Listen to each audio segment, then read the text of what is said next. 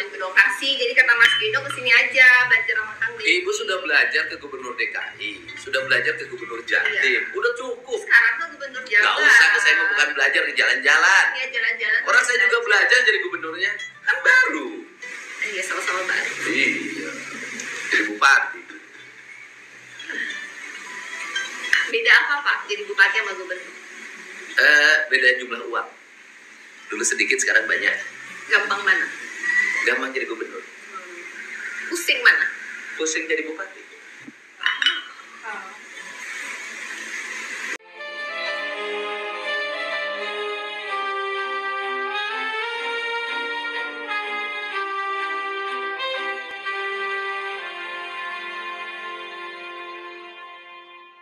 Well, sahabat usia Mas, pagi yang cerah di Lumbur Pakuan, Kabupaten Subang berubah menjadi istimewa ketika ada tamu dari timur Indonesia datang berkunjung. Tapi ini bukan sembarang tamu, tapi adalah sosok Ibu Gubernur Maluku Utara.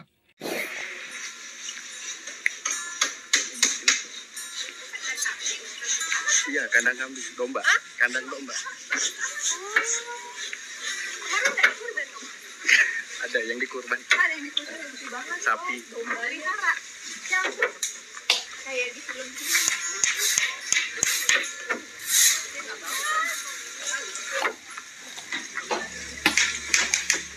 Ini domba apa?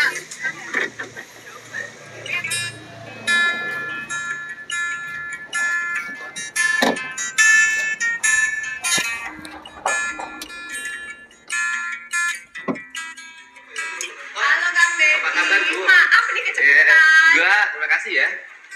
Berkunjung ke kampung. Saya istri sahabat saya. Oh, udah berubah ya. Mari. Asri sekali. Di kampung. Saya tinggalnya sih. Tinggalnya di sini. Iya, rumah saya di atas. Oh, ini buat. Bu, silakan, Bu. Oh, ini anak saya. Edward. Yang suka saya lihat di TikTok. Salaman. Iya, makasih. Terima kasih banyak. Duduk. Ya. Duduk kok. Bangga. Pesawat berapa jam kalau dari Malut ke Jakarta? 3,5 jam. Pesawatnya lama ya? Iya, jauh. Sama dengan ke mana itu? Sama kayak ke bahkan lebih dekat ke Bangkok. Iya. Apa Beno? Emang orang Maluku? Iya. Saya Ambon, bapak saya orang Sabarua, Pak. Tapi kakek saya dimakamkannya kebetulan di makam Belanda di Kota Ternate. Maluku Utara, Ibu Seri Juanda, pemimpin perempuan yang kini menjadi sorotan karena gaya kepemimpinannya yang bersih dan bersahaja. Saya sering dengar cerita dari Mas Beno tentang Kang Deddy. Banyak diceritakan, banyak dibully. Oh, ini yang positif aja ceritanya. Yang negatif juga harus diceritain. Belum ada cerita negatifnya. Oh, banyak. Ibu nggak tahu aja. Saya berangkat dari rumah tadi jam 4:15 pagi. Oh, keliling. Enggak, jam 6 itu ada Soekarno Run di Bandung. Jam 5:30. Dari sini ke Bandung berapa jam? 1,5. Habis itu ya banyak terus. Habis itu ngurusin anak 13 tahun yang nyuri mobil. Oh. Nah, ibunya udah pasrah, akhirnya oleh saya udahlah. Anaknya saya Siapain anaknya? masukin ke barak. Oh, barak militer. Berapa lama biasanya? 2 minggu. 2 minggu kemarin semuanya baik. Berarti manage by Iya, cuman problemnya itu kan sebenarnya bukan hanya di anaknya, problemnya di kedua orang tuanya. Banyak anak ketika pulang ke rumah malah kedua orang tuanya bermasalah. Jadi saya harus, sekarang akhirnya yang orang tuanya bermasalah, saya pindahin semuanya ke rumah dinas. Ya, saya pindahin ke rumah dinas saya. Di rumah dinas saya disekolahin aja. Kasihan. anak-anaknya. Oh, supaya lingkungannya lebih sehat. Supaya lebih sehat. dan langsung di bawah bimbingan psikolog. Rame dong rumah dinasnya. Rame, rumah dinas saya nggak pernah sepi. Jadi kayak asrama. Lebih dari asrama. Banyak anaknya jadinya. Iya, ada 23 orang. Itu sampai selesai nanti. Iya, sampai selesai sekolah. Saya dari dulu biasa bersama. Ya pada akhirnya mereka Karena Jabar apa yang kan dilihat. beda dengan Maluku ya, kompleksitas kehidupannya kan berat karena jumlah penduduknya kan 54 juta. Ya kita cuma satu kawasan. Iya, satu kabupaten, setengah kabupaten di sini. Dan di sini padat kan, di sana. Oh iya, padat. Terus kan ragam ya, karena industri jadi sudah orang mana-mana ada, segala adat sudah ada. Nggak murni semuanya orang Jawa Barat, karena sudah banyak orang mana-mana. Dan problem dari orang Jawa Barat itu, dia lama meninggalkan tradisinya. Belok kanan, belok kiri, lurus, jungkir balik. Nah, sekarang oleh saya diajakin, pembangunan itu kayak gini loh. Bahwa tradisi itu bukan ketertinggalan, kemajuan. Yang salah itu kan cara penyampaian dan minimisme. Makanya saya rubah kan, saya kasih contoh kampung tuh kayak gini loh ditata. Bersih. Kalau pagi macet di sini. Di sini kalau hari Minggu 10.000 orang kunjungannya. Oh iya tadi sih waktu kesini rame banget. Rame, ada tukang Itu sate. mereka itu bukan dari sini ya? Dari Bukan desa. orang Jakarta, Oh kesini terus? orang kemana-mana. Kesini aja ikut jalan kaki lihat. Oh, Pengennya ketemu nikmatin. saya, Oh, tapi sayanya selalu pergi. nikmatin suasana desa. Hanya keliling, mereka banyak. Ini masuknya ke desa. Desa. Desa. Jadi kesini nikmatin suasana desa. Iya. Biasanya dari jam 5 pagi. Keliling sawah. Ya, tadi saya jalan tuh rame pada duduk-duduk kayak piknik gitu. Saya kesini juga mau lihat sawah yang ada di TikTok kanan kiri sawah itu. Makan sate. Tukang satenya itu saya cek, kamu dapat berapa? Jadi Sabtu Minggu itu dia dapat 150 sampai 200 juta. Oh, kan? Sehari. Sehari. Oh di sini biasa. Oh. Tingkat, jadi gini Jabar itu kulinernya tinggi. Tak berlama-lama disambut langsung oleh tuan rumah Kang Deddy Mulyadi, mantan Bupati Purwakarta yang kini menjadi tokoh nasional, yakni Gubernur Jawa Barat. Pertemuan ini langsung terasa penuh kehangatan, tak ada protokoler kaku, tak ada birokrasi yang tegang, hanya dua pemimpin yang duduk bersama di tengah suasana kampung bercengkrama seperti sahabat lama yang tak jumpa. Sate yang dulu saya branding ketika saya bupati, saya tahu 1 miliar Mas saya. Ah, Iya. 1 miliar sehari. Jualan apa? Sate. Sate. Iya. Kalau Sabtu Minggu 1 miliar. Ngukurnya pajak. Pajaknya 15 miliar. Itu bayarnya tunai apa kiris itu? Tunai. Pajaknya kan Jualnya butuh pengawalan. pajaknya kan 15 miliar. Kalau pajak 15 miliar berarti penghasilan rata-rata per harinya 500 juta.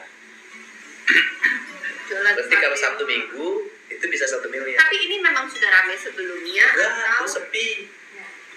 Saya lahir di sini, rumah saya di atas. berarti kan Kang Deddy kan baru 3 tahun.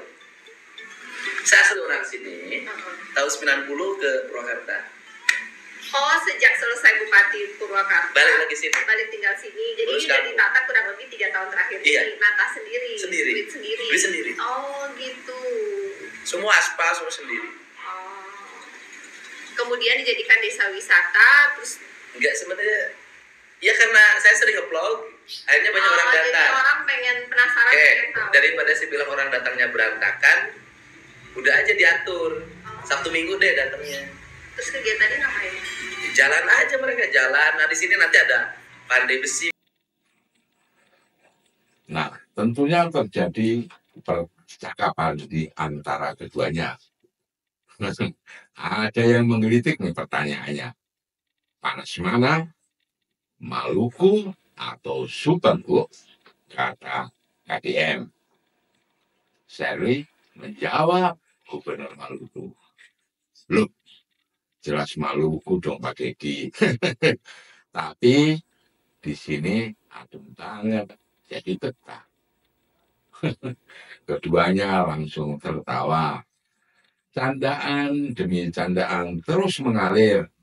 Kang Dedi dengan gaya khasnya melontarkan kalimat, panas Maluku Utara itu bisa bikin orang terbakar, tapi bisa juga bikin gubernurnya putih kinclong kayak Ibu Selly. Ketawa pun menjadi pecah. Kedua gubernur membahas potensi kerjasama antar provinsi. Kang Dedi menggagas ide besar, yakni petani Jawa Barat membuka lahan sawah di Maluku Utara. Ibu Sherly pun antusias. Maluku Utara memang punya lahan subur dan luas, tapi belum tergarap secara optimal. Sedangkan di Jawa Barat, petani banyak, tapi lahan makin sempit. Nah, akhirnya kalau begitu, bisa jalan Ibu, kita saling bantu. Petani saya kerja di sana, hasilnya untuk warga Ibu juga. Kita buka ladang kerja, buka ladang harapan. Tak hanya pertanian, keduanya juga bicara soal tata kelola pemerintahan yang baik.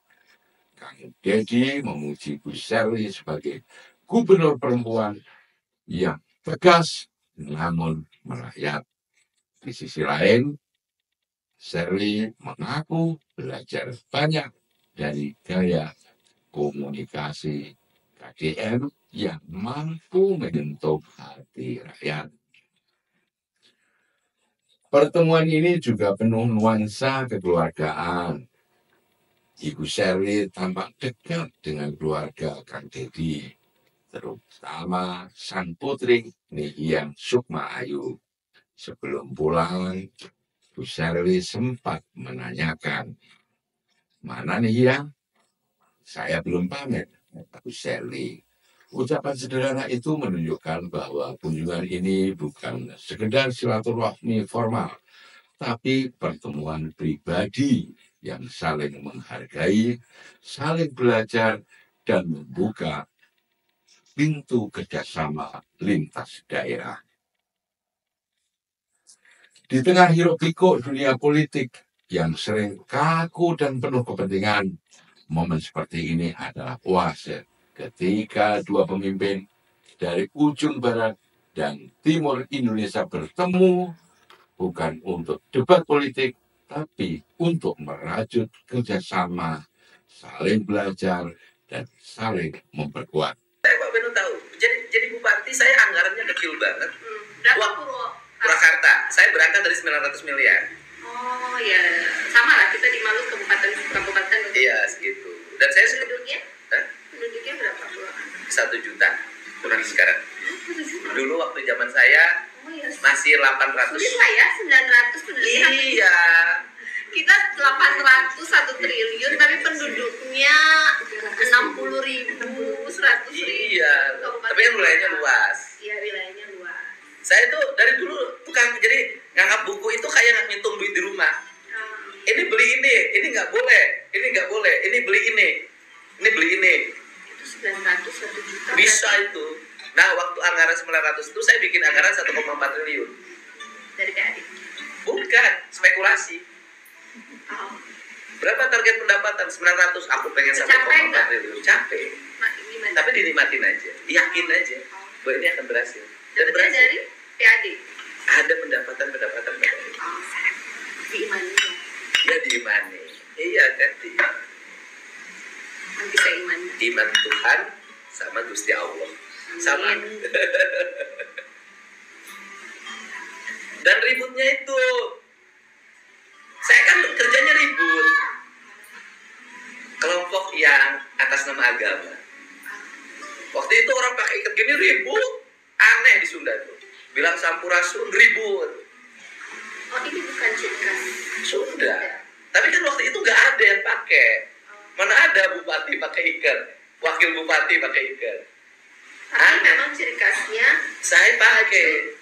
memang baju adatnya Sunda. Iya, ikatnya pakai ribut. Pokoknya musrik kafir itu aja.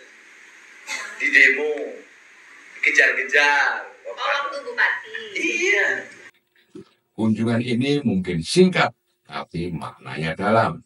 Di lembur Pakuan, di tengah alam dan kesederhanaan, dua pemimpin berbagi tawa, harapan, dan visi untuk masa depan Indonesia yang lebih baik.